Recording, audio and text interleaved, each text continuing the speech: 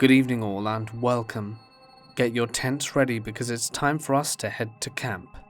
So get comfortable and let the darkness take control.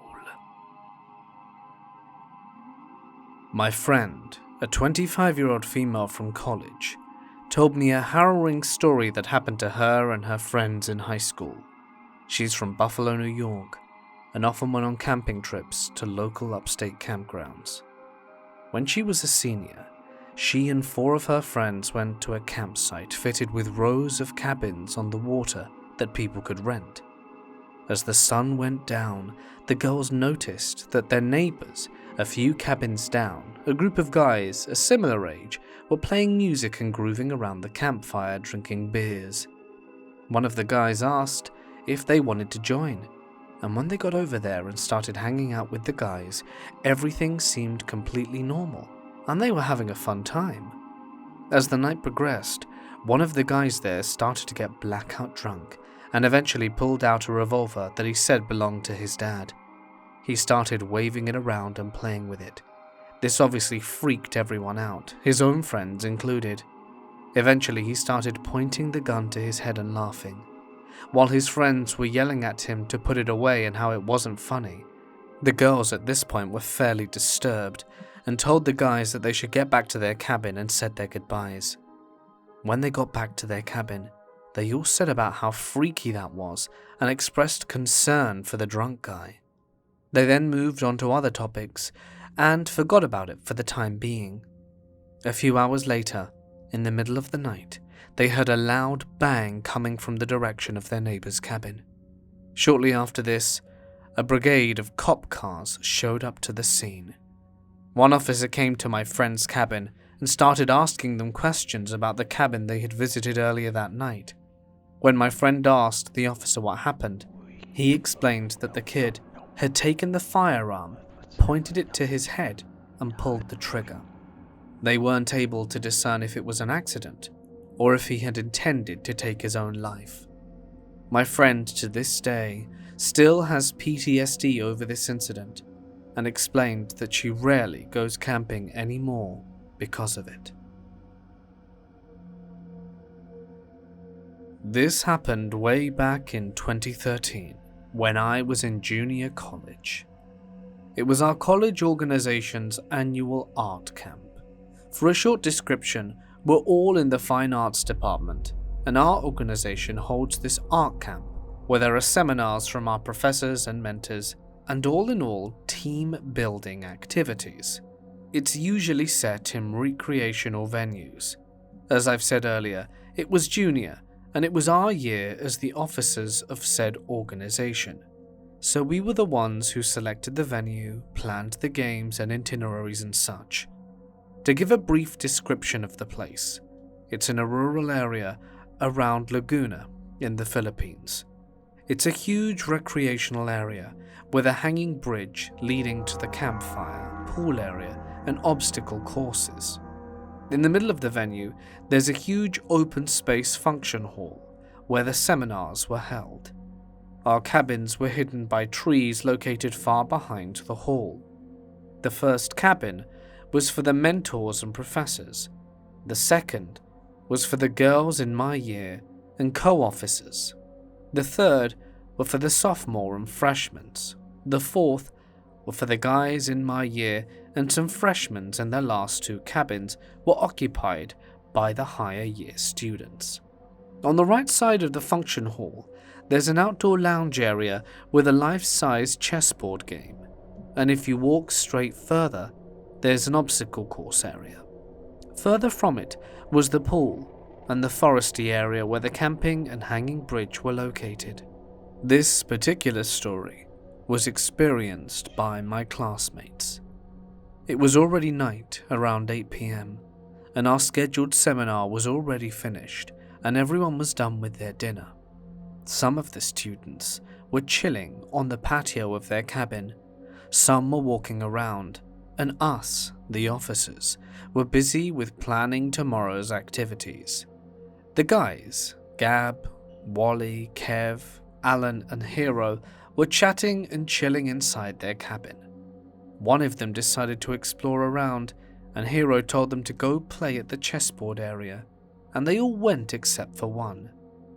Gab approached Frank, a freshman, dozing at the top bunk, and asked if he wanted to come with them, but Frank was tired and declined, turning his back to them. Before leaving, Gab asked Frank if it was alright to borrow his slippers, because he didn't bring any. He said it was fine. So the 5 guys leave the cabin, fooling around and laughing. They look around and saw a few students slowly heading to each cabin to rest.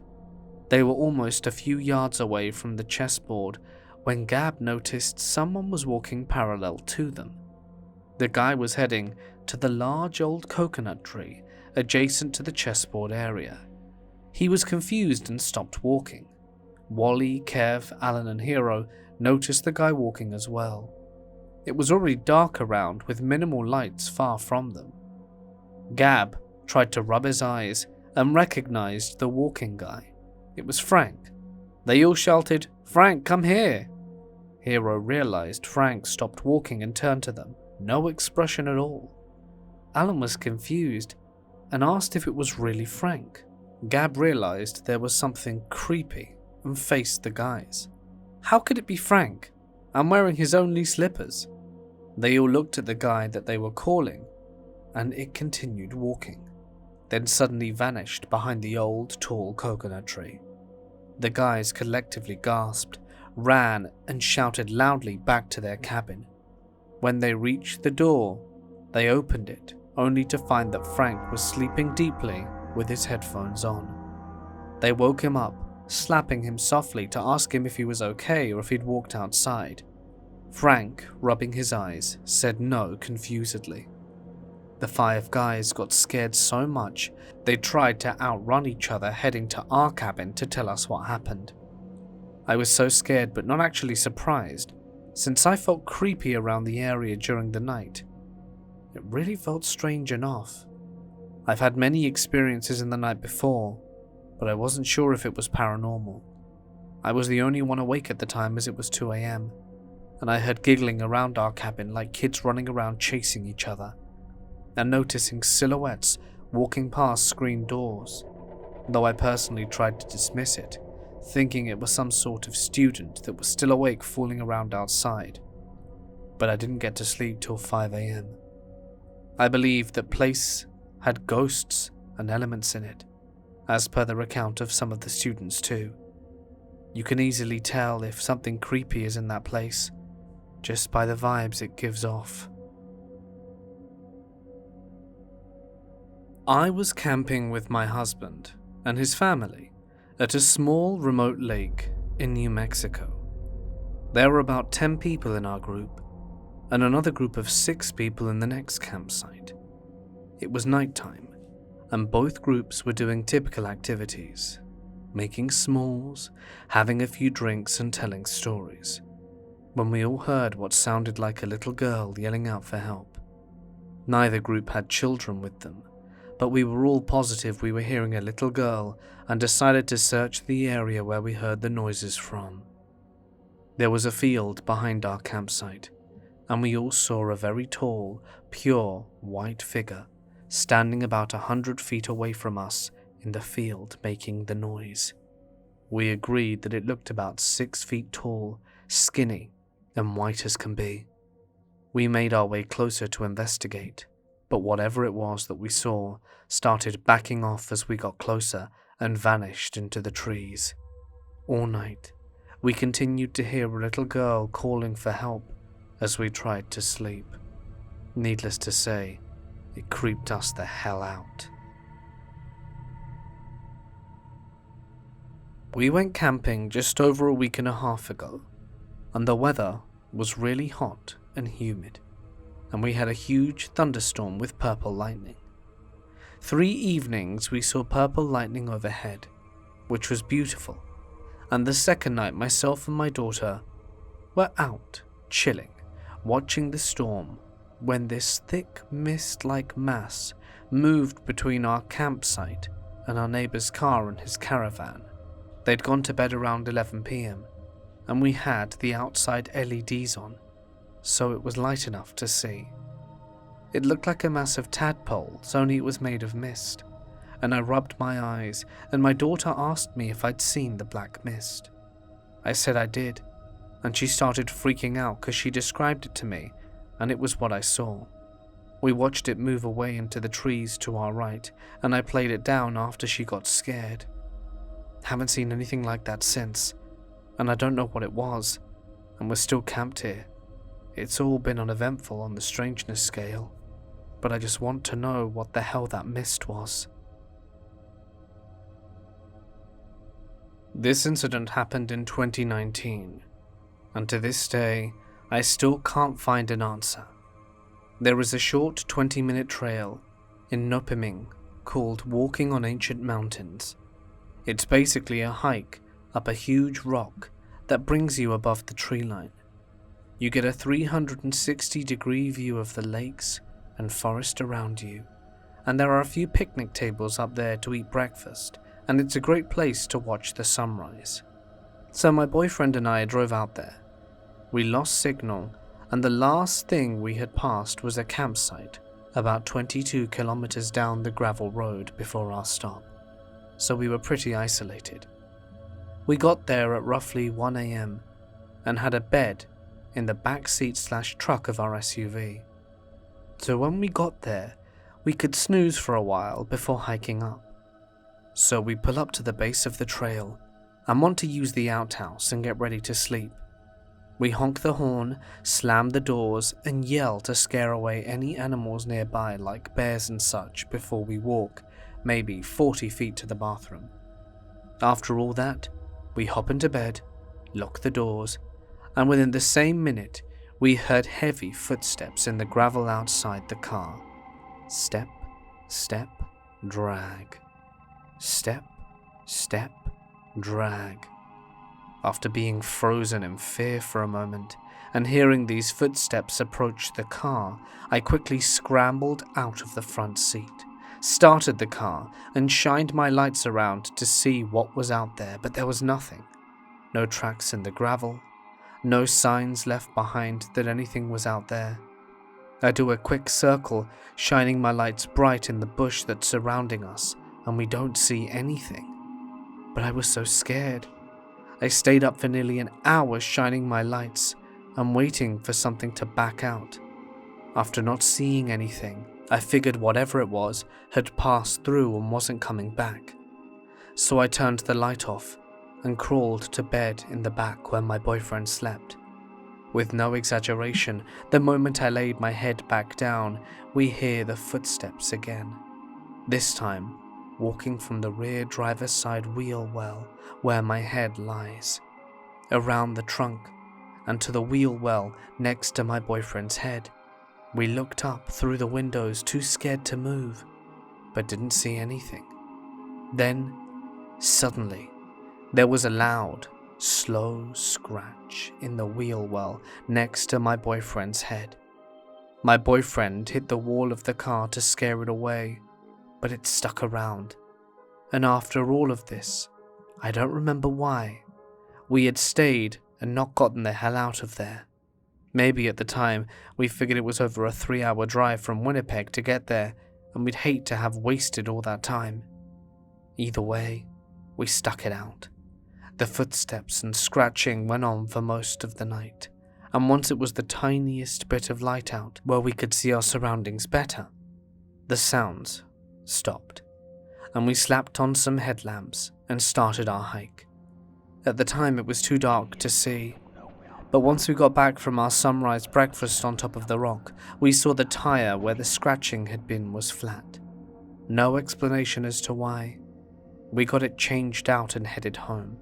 But to this day, when we think about it, there's no animal that I know that would behave like that. Have those heavy, specific footsteps which in my mind at that moment seemed like a person dragging something. A body? I'm not a huge ghost believer, but I've considered it an option, as perhaps this big rock that sticks about the tree line could have been a significant spot for indigenous people at one point. I can't be certain, but has anyone else had any similar experiences in the Manitoba wilderness? In my hometown, there's a huge lake. This place was big and desolate, ideal for camping, fishing, and hunting. For context, I live in Norway, and here we have something called every man's right, which basically says you can roam free wherever you want in the country as long as it's not private property. For this reason, Norwegians love to walk around in nature, and where there's more than enough room for everyone, people usually don't accumulate. My friend and I were planning a camping trip. We were going to head up the river by boat and go to an island in the middle of the lake. When we got there, we found an ideal spot. The place had probably been inhabited by campers before us. One thing that creeped me out a bit was a northern pikehead hanging in a tree by a fireplace. It was huge and looked down on the campsite with its dead, dried eyes. The real stuff happened after dark. We'd been sitting around the campfire for hours, eating, drinking, chatting. This happened to be in the summer, and the summers in Norway are not very dark due to its geographical placement on Earth. But at around 2 a.m, it was getting quite dark. But still, I noticed something on the lake. I couldn't make out what it was, and I didn't really care. After a while, we went to our tents and we slept. I had some very strange dreams that night. I saw the pike. It was moving its eyes, making sounds. The skies were changing colors. I saw a man on the lake. The water evaporated and precipitated down again. The pike said something and laughed, and suddenly I woke up. I was sweating. I looked around at my phone. It was still nighttime. I was only 14 years old. My brain wasn't fully developed, and underage drinking certainly didn't help, but I was afraid. I had no idea why. It was the kind of fright where you just didn't want to see something. I didn't want to open the tent. I laid completely still and pretended to be asleep. I heard noises from the dream, noises that the head on the tree out there had made. I became stiff. I could feel the blood being pumped through my body, and I heard people shouting. The noises were no more than 100 meters away, and it was more than 100 meters to land, and the island we were staying on was small. You could probably circle it in 5 minutes. The human voices continued. They were laughing and shouting.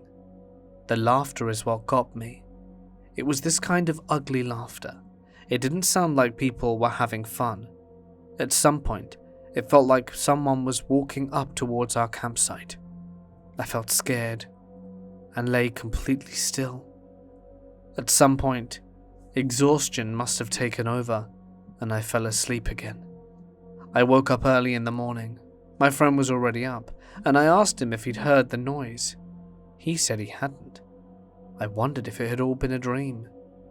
Then, I saw something on the lake.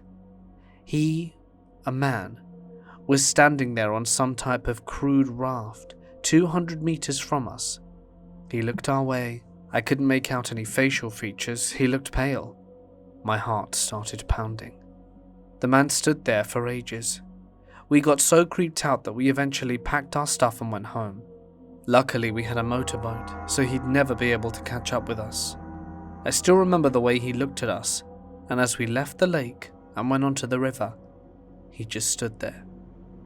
Then it dawned on me.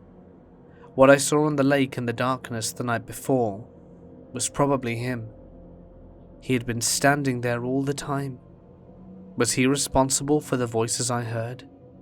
I knew that we were alone on the small island, and this really wasn't a place where drunk teenagers went on spontaneous trips in the middle of the night. Did he place the fish head in the tree to scare people off? Did we step on his sacred ground or something?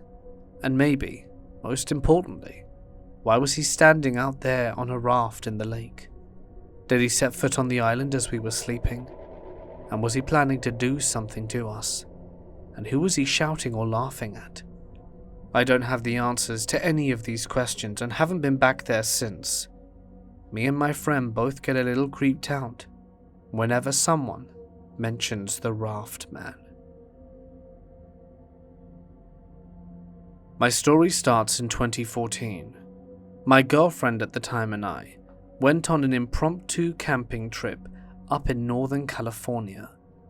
I'm not quite exactly sure where, but we lived in Sacramento and drove about 4 to 5 hours up I-5. We were up in the hills and drove down some pretty sketchy roads. Once we found a spot, we parked our car and hiked maybe a half-mile in, truly in the middle of nowhere. We set up our tent and made a small fire pit about 25 yards away. The day was fine. We hung out and did camping things, and when it was time for us to go to bed, we put out the fire, got in the tent, zipped it up, and went to sleep. This is where it gets really weird. The girl woke me up in the middle of the night to tell me she's going to find a place to pee, but she was struggling to get out of the tent. "I can't find the zipper," she says. "It's gone." So I get up to help her, and as I feel around the walls, they certainly feel smooth. I grabbed the flashlight, and when I turned it on to investigate, we found out that the zipper was under us. All of our stuff was still in order as we left it, but we were sleeping on the door. We roll the tent to get out, and when we finally do, we find that we're right next to the fire pit we built 25 yards out. We are so terrified, because there's no way we could have both slept through us rolling the tent that far with all of our stuff staying in its place. We stayed up till the sun came up again and left right away. I still have no explanation as to what happened. I entertain some pretty out there thoughts, but this one is one that will sit with me forever as the strangest thing that has ever happened to me in my life. In 1992, I went camping with 3 friends. We had all recently graduated high school. We were about 40 miles from the closest town in the desert canyon lands on the Utah border with Colorado. It was overcast, which made it can't see your hand in front of your face kinda dark. We were sitting around the campfire having a beer, listening to the coyotes. Suddenly they went silent. I looked at my friend to see if he noticed the ominous silence. He got a scared look on his face and said, "What the hell is that?" As I turned to look, everything went dark. Seemed like it was a silent, long time. Even my thoughts were silent. Eventually, I hear someone ask, "What just happened?" My fuzzy brain remembered my flashlight and I turned it on to see why the fire went out. There were barely any coals. Looked like we'd been out for a while. Everyone looked scared. There was this feeling that something bizarre had just happened, and everyone agreed, but we couldn't think what it was. I asked my friend what he thought it was, and he didn't even remember saying anything. We were freaked out the rest of the night, waiting for the sun to rise so we could leave. I can't explain what happened. We weren't drunk. It felt like we lost time but have no proof. But I always had this nagging feeling that something happened that we couldn't remember for some reason. Something bad. Maybe scary. Has anything like this ever happened to someone you know? In 2019, my brother, my best friend and I were riding our bicycles across the United States to raise money for a cancer charity. Because we were doing this, it meant we were camping every single night, most often in town parks or campgrounds if they had them. This particular night, we arrived in Napoleon, North Dakota, literally the definition of middle of nowhere. The evening was entirely normal until after the sun went down. As I was laying in my sleeping bag under a pavilion in this town's only park, I could hear faint radio static, almost like someone was flipping through channels, picking up bits and pieces of songs and commercials on the radio. The sound grew louder and louder until it was undeniable, and all that my brother and I could hear, because we just finished biking 70 miles that day. and add 60 more tomorrow. I was pissed and wanted my sleep, so I left the pavilion to go yell at some loud other camper. As soon as I got up, I noticed two things. One, I looked at my phone for the time, and I recall it was 1:30 a.m., which wouldn't be possible, because I don't even recall falling asleep, and we literally just got back from dinner at 8:30. And two, the campsite and downtown were completely empty. The town was dead. By the time I got a little weirded out and decided to continue investigating, and continued following the static, and it led me to multiple places around Napoleon.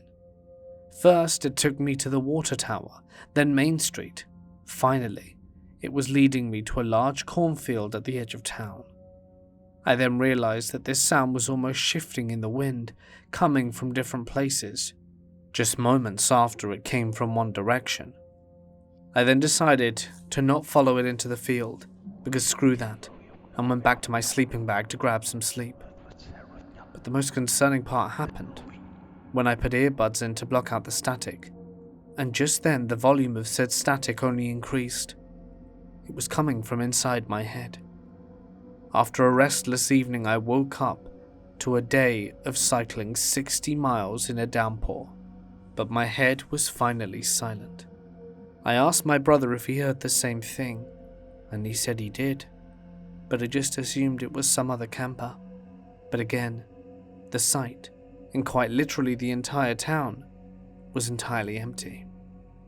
This is unrelated to that morning, but I received news that my childhood dog died, launching me into my first ever experience with grief. Probably unrelated, but it was certainly one interesting and spooky coincidence. My boyfriend and I drove up to the Gifford Pinot National Forest underneath Mount Rainier this one Friday. The trip was a surprise to him. He knew that we'd been planning on going camping, but as his birthday was coming up on Saturday, I told him we were going to a smaller, less known campsite, but actually planned to go to Mount Rainier, since that's something he'd been wanting to do for a long time. Unfortunately, when we arrived at the Cougar Rock campsite, all of the spots were full. I had tried to reserve a campsite earlier, but had not figured it out, and was counting on first come first served camping. I had clearly underestimated the rush of tourists, but was reassured by the fact that all of my life I have been camping in various national forests outside of the marked campgrounds with my family. I knew that it would be no issue to pull it off in the public forest and set up a bed in the back of the truck. We drove for a good while into the forest, and we see lots of people who were clearly in the same predicament as us. They were camped on the edge of the forest, pulled off on the road, and we drove for a good while into the woods. It must have been around 11 p.m. at this point, when we finally find the perfect turnoff from the road and hop outside the truck to check it out. The first thing that I noticed was that it was the darkest night I have ever seen. The stars were incredible, but also, if I was to shine my phone flashlight ahead of me, the night would sort of swallow almost all the light it cast. My boyfriend and I look around the area to make sure there were no surprises, and those things were very quiet and very dark. Everything felt okay. There were 2 trails leading into the woods from where we parked, relatively close together. We followed each of them, hoping that they would lead to a small campground. Neither did. The trails ended in a small clearing that dropped off into a dark ravine. One of the trails, the one on the far right, had a singular large wooden stick that I assume was taken from an already fallen wood, hammered into the ground before the big gully/ravine thing. I pointed my flashlight into the darkness, but couldn't make anything out. We decided we liked the privacy, and that we would be able to hear anyone or anything if it were climbing up the side of the ravine. We started unpacking the front of the truck. It's important to mention at this point, we had rented a U-Haul for this trip, which was a strange aesthetic choice, but the car rental was around $600, so that wasn't happening. We were pulling our things into the back of the truck, which is where we were planning to sleep. We set up dinner, and we were getting ready to eat when my boyfriend looked at me and asked if I'd heard something. He told me to be quiet, and we sat in the silence of the truck. A second later, I heard a very strange mix of a phone vibrating, growling, and the sound of steps on gravel, exactly like something approaching the truck from the upper left-hand side, coming towards the front of the truck to the driver's door. Both of us were spooked and stayed quiet and low in the back of the truck. There are no windows to look through, so we just sit there wide-eyed and try to make sense of what we're hearing. My first thought, my first gut feeling, is that it's a person, one who's not mentally well and who was intruding on our campsite, or perhaps someone with bad intentions.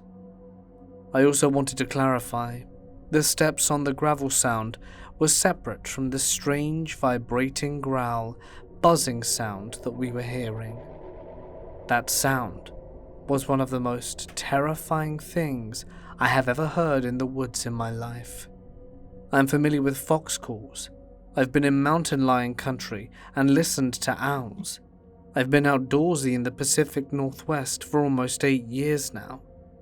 This was like nothing I had ever heard, and like nothing I ever wanted to hear again.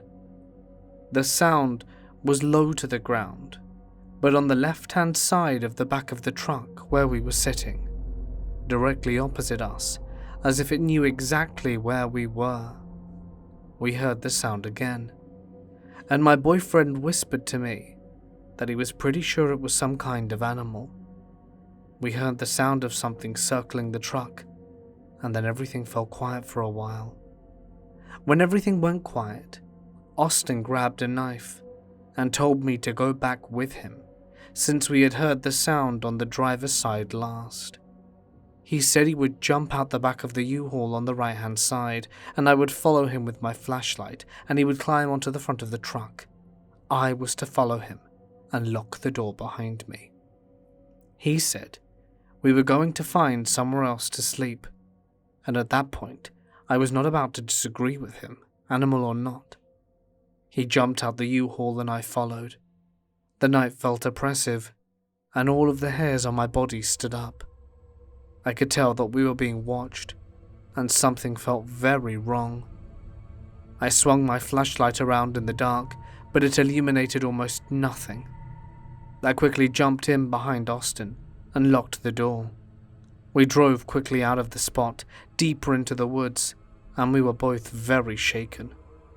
In all my time in the woods, I have never felt something that was wrong like that. We drive a little over 2 miles into the woods and find another turnoff. This one looks better than the last one. It's pulled further into the woods. It seems more secluded. This pull-off looks like a driveway, and there's a path that leads further into the woods. The path is blocked by a single large stone in the center, clearly to deter people from driving further in. Austin and I get out the truck, and with our flashlights go to take a look around the area. The woods felt much friendlier here, and once we had established that we don't see anything out of the ordinary, and we're not getting any more bad vibes, we set up the truck once again, and get ready to eat dinner. I'm still feeling kind of spooked about the whole ordeal in the last spot, so I'm talking to him about it. Just as we're getting comfortable, from the upper back left-hand corner comes a very loud, sickening, disturbing humming sound. It sounded like a person was outside humming, from a high pitch to a low tone, and it ended in the same growling, vibrating menace hum that we had heard before. only this time it was louder and more intense than we had ever heard it right outside the U-Haul. I get hit with the worst gut feeling I have ever felt in my life. I look at Austin and I whisper, "Holy crap, we're being hunted." I was absolutely terrified that it was a group of people outside of our truck playing some kind of sick game on us. And even more so, because there wasn't even a remote trace of cell signal where we were camped. I know that if I dial 911, it'll go through no matter what if you have service. So I pulled 911 on my phone and held it in my hand. I was getting ready to press the call button and the noise happened again. This time, directly across from me and where I am sitting, low to the ground, like it knows that I'm afraid, and it knows that I'm sitting right there. I look at Austin, ready to press the call, but he makes a strange face and whispers, "I think it's the truck. I think it's somehow a mechanical issue." And I'll be honest, I didn't buy it one bit. He doesn't have an idea as to what on the truck might be making that noise, but he explains that he thinks it's possible that something followed us that far into the woods. I want to believe him, but we hear the sound again, and I am overwhelmed with terror. I am certain that it sounds too dynamic and intelligent. It's not a mechanical issue, and despite his best efforts, I can tell that Austin is also very freaked out. I get the overwhelming feeling that I should leave these woods, that it's wrong to be here. When the noises abate for a moment, he tells me that we'll be leaving the back of the truck in the exact same way as before, back to back, with my flashlight trained behind him in the woods. He gets out first, flashlight and knife in hand, and I quickly follow, moving the flashlight beam in the tree line and around the side of the driveway-esque pull-off that we were parked in. I didn't see anything, but the woods were too quiet, and I knew we were being watched. The feeling was an overwhelming sense that something large was out there playing with us, and as we locked our car doors and sped away from the pull-off, I saw to the right of where we were parked 2 wooden sticks, very similar to the singular one hammered into the ground at the last pull-off. These, however, were hammered into the ground in the shape of an X. I remembered that the humming noise outside of the U-Haul never even interrupted either Austin or I when we were whispering to each other.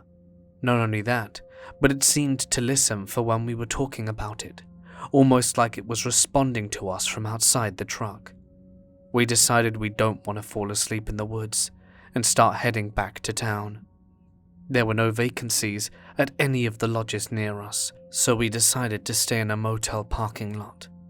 Our plan was to wake up early enough that we would not arouse suspicion and then pull into the Cougar Rock campground that we were trying to get that night and score a spot at in the early hours before anyone else got there. Austin said that he went to step outside the truck and stand when he heard the noise in the woods. I sat in the spot where we were sitting, and he stood outside of the truck. We waited for a long time, hoping to hear something like the terrifying sounds we were hearing, but we got nothing. So very disturbed, we sit down to try and eat some dinner. I don't really have an appetite at this point, but I'm trying to eat something anyway. At one point, while we were eating dinner, Austin reaches across the van, and a humming and buzzing noise that was very similar to what we heard in the woods happens. "It's the truck," he explained. "It has to be the truck." He rocked his weight back and forth from left to right, and as he did so, the buzzing noise happened consistently. I'm relieved. Though we both agree it's not the same sound that we heard in the woods the first or second time. It's much quieter though, very similar.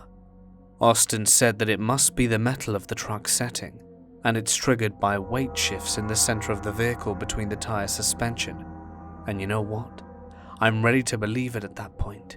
I was very tired and feeling soothed by being in such a close proximity to people and civilization, and having cell service doesn't hurt at all either. I agree that it must be the truck, and we settle down to sleep.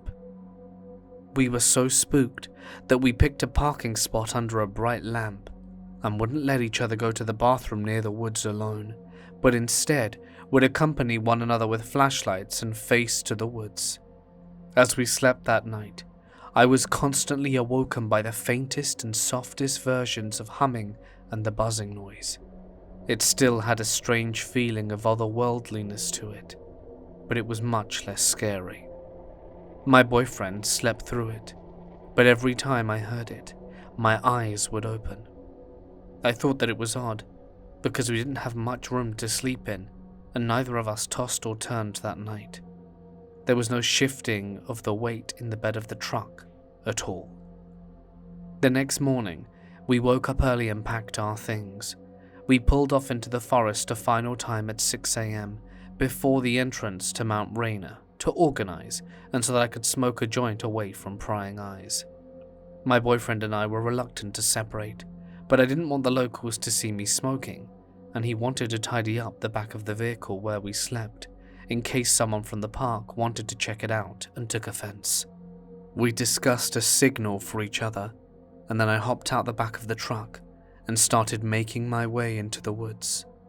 I looked over at the road before I left, and I saw a man in a big black truck pull up to the ditch and start taking pictures of the U-Haul and me. I told Austin what was happening, and he came out to look, and the man drove off. The full creepiness of the situation seemed to be hitting Austin, and he started saying that he really didn't like this.